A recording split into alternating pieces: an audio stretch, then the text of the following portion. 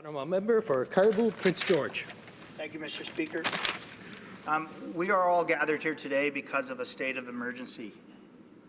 And I think we all need to step away from our speaking points for a moment. We have two communities that are facing difficult times. We have our honourable colleague from Laloche and our honourable colleague from Timmins James Bay. Their communities are facing grievous emergencies.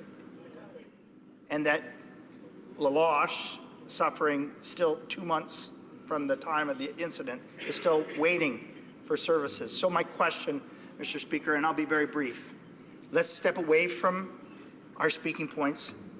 And I know that both ministers have great passion for this file. There's no two ways about it.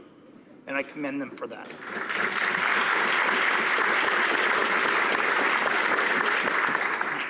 But as leaders within our communities, as leaders within our nation, as leaders within this House, let's close our books on the speaking points. And let's talk about what we are going to do for these two communities that are facing emergencies today. Mr. Speaker, I implore the two ministers, the Minister of Indigenous Affairs and Minister of Health, to please tell these two communities and tell us what we can do to help. Now. The Honourable Minister of Indigenous and Northern Affairs. Thank you, Mr. Speaker.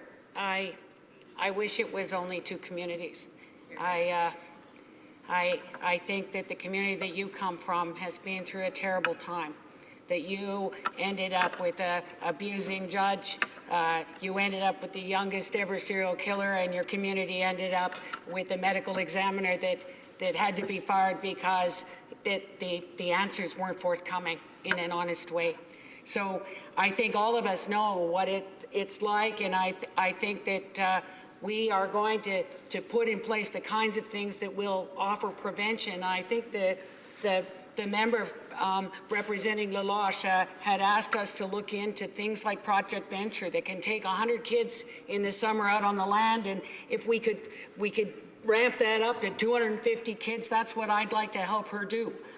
Because I think that we know that getting out on the land and being back in touch with your history and culture and skills, that we know that prevents this. I don't want to wait till those kids are having trouble with addictions or in trouble with the law. I think that we can work on the programs the communities know have worked for them, and we've got to work together to make that happen. Hear, hear.